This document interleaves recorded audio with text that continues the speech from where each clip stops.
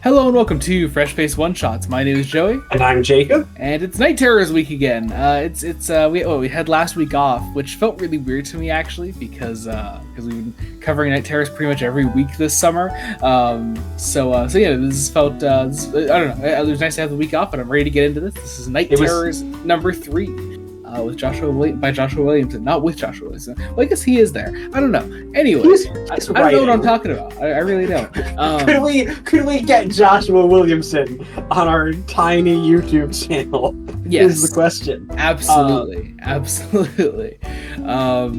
All right, let's get into this. I think this is probably my favorite opening bit to it with Dead Man doing Shakespeare. I thought that was fun. Yeah. I really loved that, and I love how each one carries this really nice air of black comedy. This one especially, I think, because it's meant to be like Shakespeare. It really works. I like the opening panel with the empty stage. Just really strong stuff. Yes. I find it very, very interesting the plot developments we have here were things that I wasn't expecting so much because I haven't been reading all the tie-ins. Which is really interesting because you messaged me before I had read it and you were like, why is Damian Wayne here? Why is he awake? And I was like, well, it happened it happened in the Batman tie-in technically, but it also started, as the issue actually calls out, in the Free Comic Book Day issue back in May. So there's that. Yeah, but they do catch you up on it, nevertheless, through the dialogue. It lets you know what's happening. Yeah. So. Dead Man in Batman's body and the Sandman are not saved from Insomnia's waking hordes by themselves. They are saved by one Damian Wayne as Robin. This is probably the most significant Damian Wayne thing that I've read. Yeah, I was thinking about that. I was like, is this the first proper Damian Wayne starring story that you've read? Because he's a pretty big role in this, just in this one issue, and I imagine he'll be there pretty significantly later on. Because Damian is one of Williamson's main characters that he writes for. He wrote the whole Robin ongoing before that was canceled after 17 issues, I think, just recently. He did the Batman versus Robin mini. No, that was he's doing Batman and Robin right now, which is really cool. And I don't know. He clearly has a passion for the character, and he does really well with them. So it's nice. Yes. Damian gets us out of there. It has some nice character conflict of Damian wanting Dead Man out of his father's body. Yeah. Which I understand. Which Dead Man obliges for a little bit. There's enough time for Dead Man to delve into the history of Insomnia, which we'll get to in just a moment. What I really like here is kind of the pace of this issue, and just this event in general. I've noticed some interesting criticism on Twitter, kind of implying that this event is kind of low stakes and feels almost meaningless. I have no problem with that because it's, I don't know, when every single year DC is doing a big end of the world event, it's really nice to have something that is still pretty deadly and affecting the entire DC universe, but also isn't some stand-in for the Anti-Monitor, stepping in and trying to destroy everything. It's really nice to have this because it's a very different story. I think that's really cool. It's a good fun time. Not every event needs to be the big headline publishing, we're killing Superman for the first time ever. Mm-hmm. That kind of started those stakes. It's something that Williamson has specifically said, because Williamson wrote the last big, destroy the universe event in DC with Dark Crisis. And he was told to do another one, and it's okay, well, I don't want to do the exact same thing again. And it's something that I really admire in Williamson as a writer. I was reading a fair bit of him on the channel recently. It's really cool to see. Also, we got to look at some of our other tie-ins going on throughout all this. From what I can glean, we get a couple glimpses at the Wonder Woman one, the Zatanna one, that Batman, obviously, Ravager I see down there, a couple other really cool ones in there. and yeah, just nice to see. Here we get to see this is we get Insomnia's backstory. That we find out that Insomnia is someone who, forced himself to be awake, and is suffering from some sort of trauma that the Justice League seems to have caused. Yeah, I can't wait to see that really done. I imagine that'll be either next issue or definitely in Night's End. It has to be coming soon. Yeah, because we just keep getting that little bit more. Because I could see, like not having the full picture. I guess last issue. I think was it last issue that was the whole we saw his reaction to the Justice League coming back from the dead. Yes. And so leading into here, where we just get that little bit more context that okay, now we know that it's something they've done to him that has affected him personally.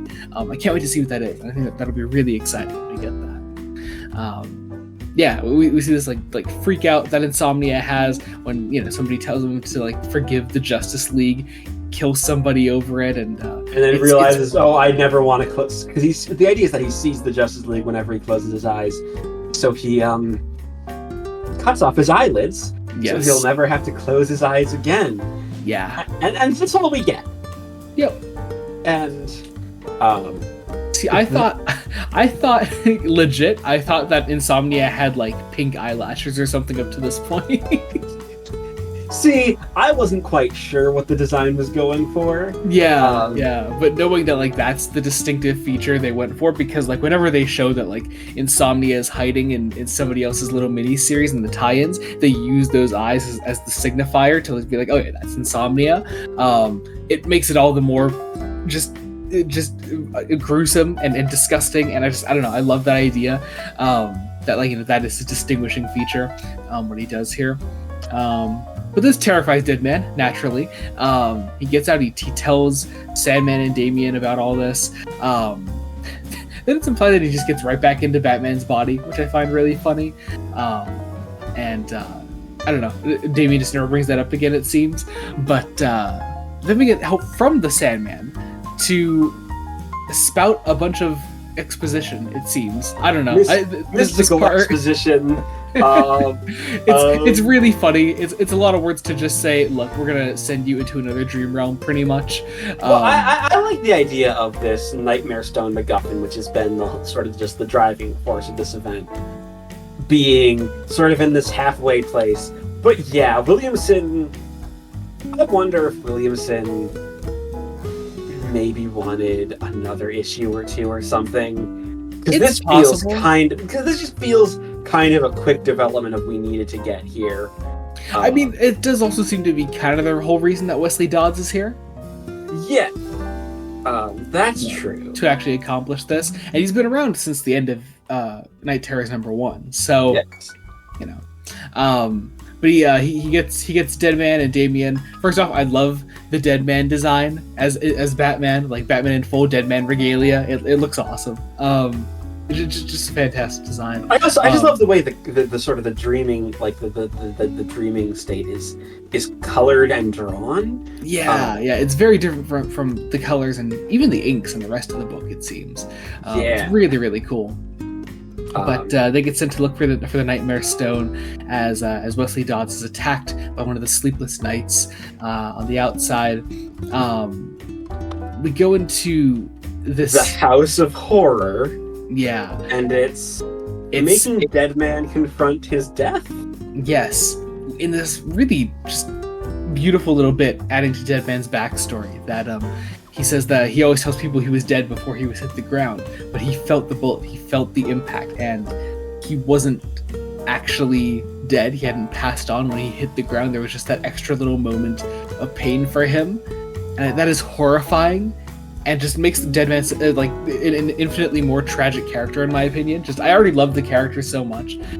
Just getting that extra layer of depth is really nice. And we do this very nice intercutting for the final page. It's a few pages, but whatever. Last couple, yeah. Of the Sandman fighting off the Sleepless Knight gruesomely, and then Deadman having to face his dying corpse where the Nightmare Stone is hidden inside. He has to like rip open Deadman's chest and like pull out the Nightmare Stone.